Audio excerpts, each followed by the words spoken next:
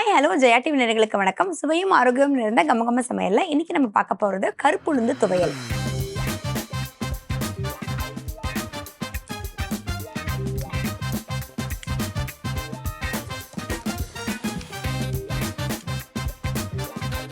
இந்த ரெசிபிக்கு தேவையான பொருட்கள் என்னென்னு பார்க்கலாம்.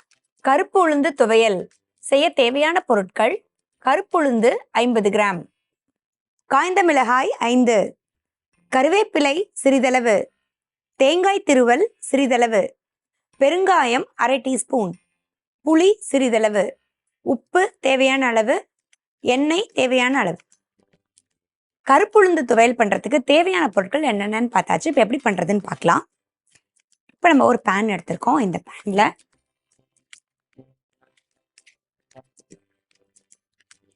ஒரு 2 டீஸ்பூன் அளவுக்கு எண்ணெய்.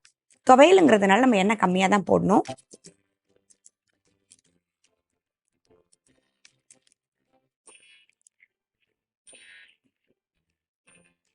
இதுல நம்ம ஒரு 50 கிராம் உளுத்தம்பருப்பு ஆட் பண்ணிக்கலாம்.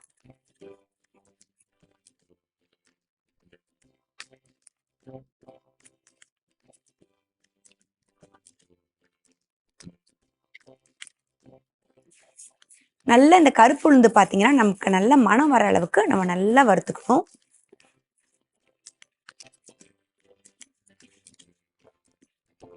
கருப்பு உளுந்து எல்லாருக்குமே தெரியும். நமக்கு வந்து உளுந்து அப்படின்னாலே நமக்கு நல்ல ஒரு ப்ரோட்டீன் ரிச்சான ஒரு இன்க்ரீடியன்ட் தான்.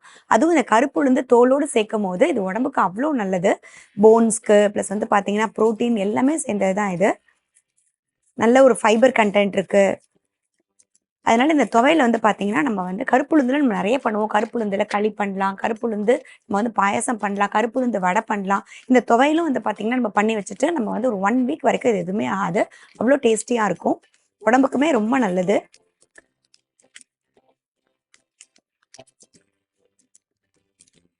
இப்போ உளுந்து பார்த்தீங்கன்னா நமக்கு லைட்டாக நல்லா வாசம் வர ஆரம்பிச்சிடுச்சு.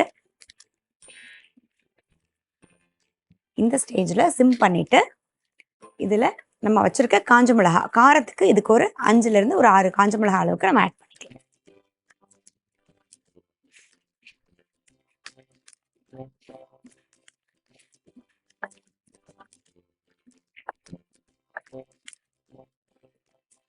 இப்போ இது கூடவே ஃப்ளேவருக்கு கொஞ்சமாக கருவேப்பிலை நமக்கே தெரியும் நல்ல அயன் ரிச்சான ஒன்று தான்.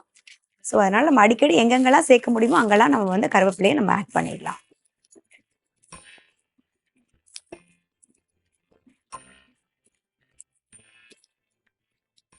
இது கூடவே கொஞ்சமாக புளி. துவையல் அப்படின்னாலே நமக்கு வந்து புளி சேர்க்கல அப்படின்னா அவ்வளோ டேஸ்ட்டாக இருக்காது.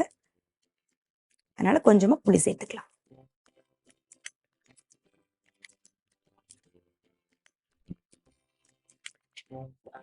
இது கூடவே கொஞ்சம் பெருங்காயம், ஒரு 1/4 டீஸ்பூன் அளவுக்கு பெருங்காயம்.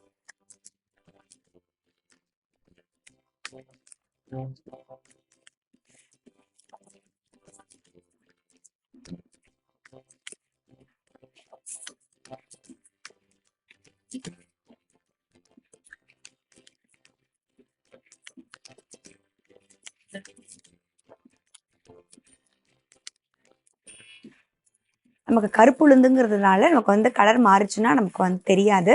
அதனால நல்லா சிம் ஃபயர்ல நம்ம வதக்கும் போது தான் வந்து பார்த்தீங்கன்னா அந்த ஃப்ளேவர் நமக்கு நல்லா வெளியில வரும். தீஞ்சிராம நம்ம வந்து நல்லா வந்து ஒரு ப்ரௌன் கலர் வர அளவுக்கு நம்ம வறுத்துக்கணும். இப்போ இதில் ஃபைனலாக நம்ம வச்சிருக்க தேங்காவையும் ஆட் பண்ணிக்கலாம்.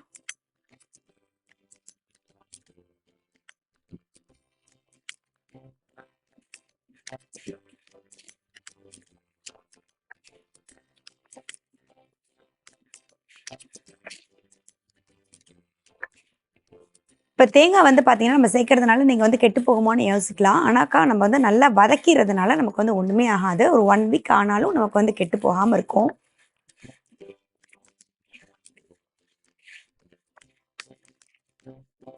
நல்லா வதக்கியாச்சு. ஃபைனலாக இதில் தேவையான அளவுக்கு உப்பு மட்டும் ஆட் பண்ணிக்கலாம்.